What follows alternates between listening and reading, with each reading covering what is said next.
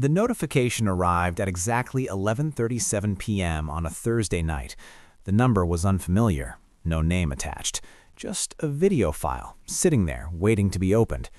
At the time, I was in a hotel room in Chicago, nearly 3 days into a business conference and roughly 2,000 miles away from home.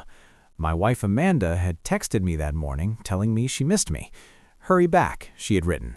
"The house feels empty without you here." Reading that message earlier had made me smile. Even after 8 years of marriage, she still knew how to make me feel needed.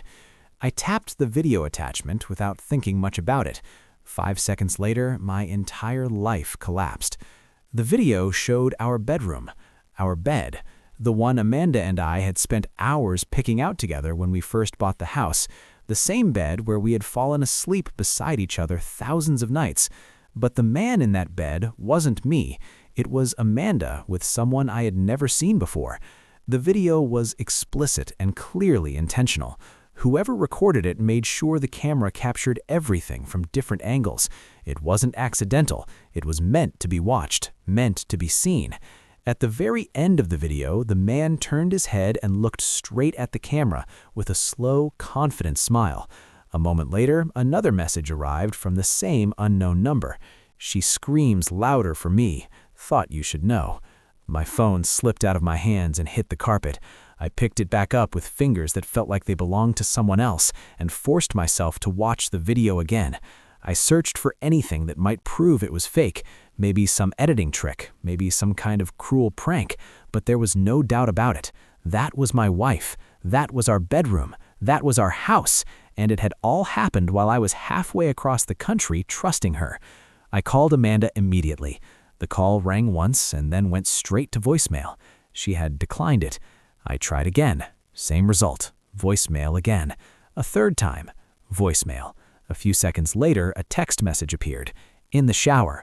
I'll call you in the morning. Love you." I stared at those words, picturing exactly what she was washing away under the water. I sat alone in that hotel room staring at the phone screen and the video that had just destroyed my marriage. Somewhere in that moment, a decision formed in my mind.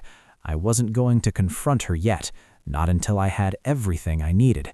I was going to dismantle both of their lives piece by piece, calmly, legally, and completely, because the man in that video had made the worst possible mistake.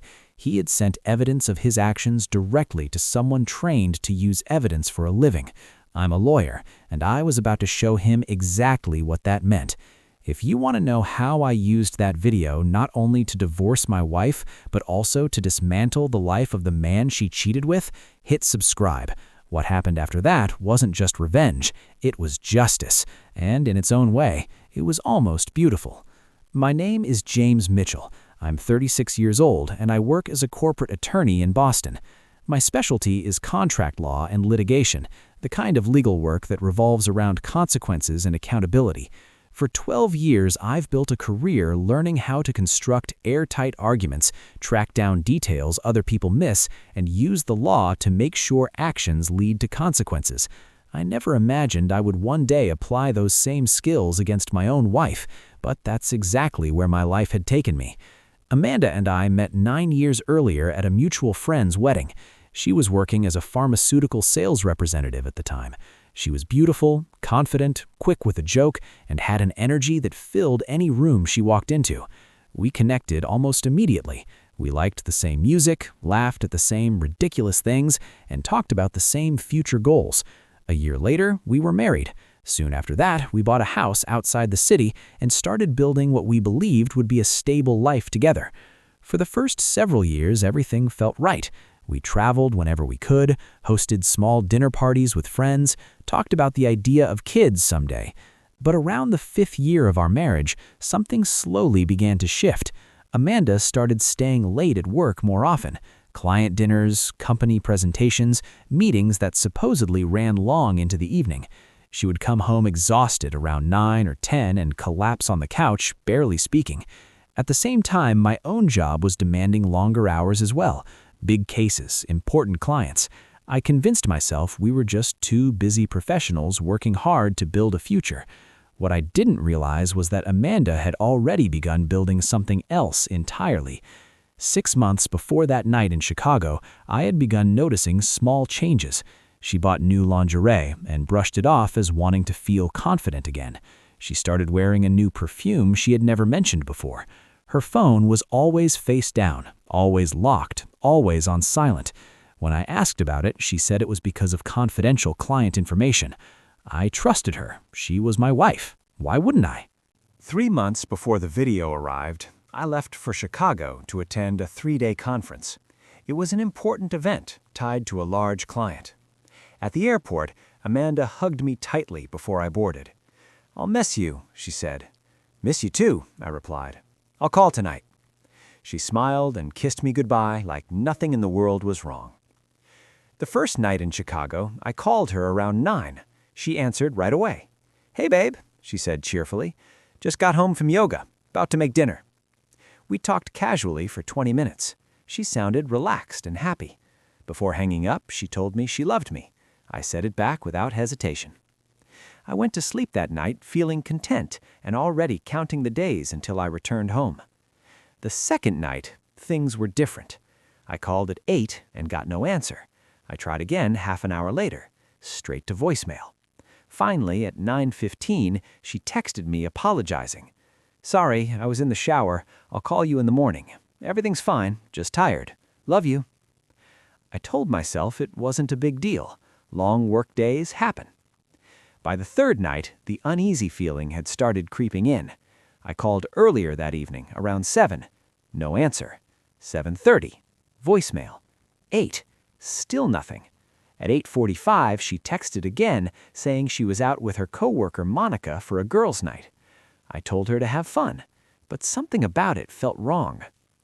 Out of curiosity, I called Monica's husband, Greg. We had shared dinner together a few times before. I casually asked if Monica and Amanda were out together that evening. Greg sounded confused. "Monica? No, she's right here with me. We're watching a movie." The cold feeling that spread through my chest in that moment is something I'll never forget.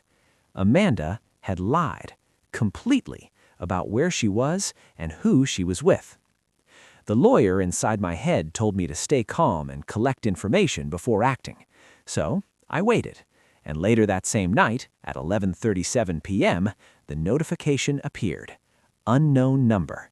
Video attachment. I opened it immediately, not knowing it would be the moment my marriage ended. The video lasted 2 minutes. 2 minutes that revealed everything. Amanda in our bed with a man I didn't recognize. The camera had been placed deliberately on the dresser so the entire scene could be recorded. It wasn't just a private moment accidentally captured. It was staged, directed, performed. At the end, the man looked straight into the lens and smiled like he was proud of what he had done. Then the text message arrived. "She screams louder for me. Thought you should know." I forced myself to watch the video again and again, not because I wanted to, but because I needed to examine every detail, every face, every movement. Evidence matters when you build a case. I tried calling Amanda again. She rejected every call. Then her message came through. "In the shower, call you in the morning, love you." I didn't reply. Instead, I spent the next hour making phone calls. The first call was to a private investigator named Tom, who I had worked with on several corporate cases. I explained the situation briefly and sent him the video. After watching it, he sighed heavily and told me he was sorry. I told him not to waste time apologizing. I needed the identity of the man in that video and everything connected to him. The second call was to my divorce attorney, Patricia, a woman known for her ruthless efficiency in court. I told her I wanted to file for divorce immediately based on adultery and that I had video evidence. After she watched it, she agreed the case was airtight and promised the paperwork would be ready by morning. The third call was to my bank. I requested that all joint accounts be frozen immediately. I explained that my wife had been involved in fraudulent activity and I needed to secure my assets until legal proceedings began. The fourth call was to every credit card company connected to our accounts. I canceled every card issued under Amanda's name. By midnight, every financial connection between us was locked down.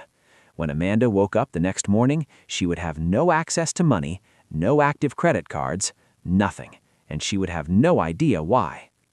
I didn't sleep that night. I spent it planning. At 6 in the morning, Tom called back with information.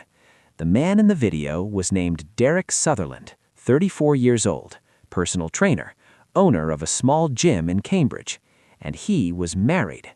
His wife Rachel came from money and owned the building Derek's gym operated in. According to Tom, her family's wealth essentially funded his entire lifestyle. When I heard that, a new layer of strategy began forming in my mind. I booked the earliest flight back to Boston and landed around 2 in the afternoon. From the airport, I went straight to Patricia's office. She confirmed the divorce papers were ready and that Amanda would be served at her workplace later that day. Then I asked Patricia to prepare a legal threat directed at Derek Sutherland, a cease and desist letter accusing him of emotional distress and invasion of privacy. Massachusetts law might not recognize some of those claims fully, but Derek wouldn't know that. Patricia smiled when I explained the idea. At 3 in the afternoon, I drove home to the house Amanda and I had built together. I walked into our bedroom slowly. The bed was perfectly made with clean sheets, as if nothing had happened there at all. But I knew better. I took photos, documented everything. Then I packed Amanda's belongings, everything that was hers, clothes, shoes, makeup, jewelry, packed it all into suitcases and boxes, put them in the garage. At 4 p.m., Amanda was served at her workplace. She called me immediately, hysterical. "James, what the hell is this?" "Divorce papers." "Why?" "You know why." "I don't." "I have a video, Amanda, of you in our bed. He sent it to me." Silence. "James, just don't. Just don't." You're being served. The accounts are frozen. Your credit cards are canceled. Your belongings are in the garage. You have until 6 p.m. to pick them up. After that, they're going to Goodwill. You can't do this. I already did. And Amanda, Derek's wife, is getting a copy of the video too. Thought she should know what her husband does while she's taking care of their kids. "James, please." I hung up. At 4:30 p.m., I sent the video to Rachel Sutherland along with a message. "Mrs. Sutherland, I'm sorry to be the one to tell you this, but your husband has been having an affair with my wife. This video was sent to me while I was out of town. I thought you deserved to know. I'm filing for divorce. You may want to consider doing the same. James Mitchell." I hit send and waited. At 5 p.m., Derek called me. "You son of a..." "Hello, Derek. You sent that video to my wife." "I did, just like you sent it to me. That was private." "Private? You filmed yourself having sex with my wife in my bed and sent it to me with a taunting message. You gave up any expectation of privacy. I'll sue you." "For what? Telling the truth?" "Go ahead. I'm a lawyer. I'd love to see you try." "You ruined my life." "No, Derek, you ruined your own life. I just made sure you faced the consequences. My wife is leaving me. She's taking the kids. She's taking the gym." "Good. You deserve it." "You're a psycho." "No, I'm a man who doesn't let people destroy his life without consequences. You wanted to play games. Congratulations, you just lost." I hung up. At 4:45 p.m., Amanda showed up at the house. I watched from the window as she loaded her belongings into her car. She was crying, mascara running down her face. She looked up at the house, at me standing in the window. I didn't wave, didn't acknowledge her, just watched as she drove away. If you want to know what happened when Amanda tried to fight the divorce and how Derek's life completely imploded, hit subscribe, because the legal battle that followed wasn't just about ending a marriage, it was about making sure they both understood actions have consequences. The divorce moved fast. Amanda hired a lawyer, tried to fight. Your client deserves half of the marital assets. Patricia cut him off. Your client committed adultery. We have video evidence. In Massachusetts, that affects asset division and alimony. The video was obtained illegally. It was sent to my client by the affair partner. No illegal surveillance, no wiretapping, just evidence of adultery freely provided. Amanda's lawyer had no response. Amanda tried to claim the video was fake, deep fake technology. Patricia brought in a digital forensics expert. This video is authentic, no evidence of manipulation or editing. This is real footage of Miss Mitchell engaging in adultery. Amanda's face went white. The final ruling came 3 months later. I got the house, the cars, the savings. Amanda got nothing. No alimony, no assets, nothing. The court finds that Miss Mitchell's adultery directly caused the breakdown of the marriage. Mr. Mitchell is entitled to retain all marital assets. Amanda sobbed in the courtroom. I felt nothing. Derek's life imploded even faster. His wife Rachel divorced him, took the kids, took the gym. The building is in my name, she told him. The business license is in my name. You have 30 days to vacate. Derek tried to fight, claimed he'd built the business with my money. Rachel said, every piece of equipment, every membership, every dollar came from my family's money. You built nothing. You're nothing. She won. Derek lost everything. He tried to start over. New gym, new city. But Rachel made sure everyone knew what he'd done. She posted the video on social media with a caption, "This is Derek Sutherland. He's a cheater, a liar, and a homewrecker. He destroyed 2 families for his ego. If you're thinking of hiring him as a trainer, think again." The post went viral. Derek's reputation was destroyed. His new gym failed within 6 months. Last I heard, he moved to another state, started over with nothing. Amanda tried to reach out multiple times. James, please, can we talk? I made a mistake. I'm sorry. I never meant to hurt you. Can we at least be civil? I blocked her number. 6 months after the divorce, I ran into her at a grocery store. She looked different, thinner, tired, older. James, Amanda, how are you? Fine. I've been wanting to talk to you. There's nothing to talk about. I just want you to know I'm sorry for everything. Okay. Is that all you're going to say? What do you want me to say? That I forgive you? I don't. I made a mistake. You made 1,000 mistakes. Every time you lied, every time you snuck around, every time you brought him into our bed. Her eyes filled with tears. And Derek, he made a mistake too when he sent me that video, because that video gave me everything I needed to destroy both of you. You're cruel.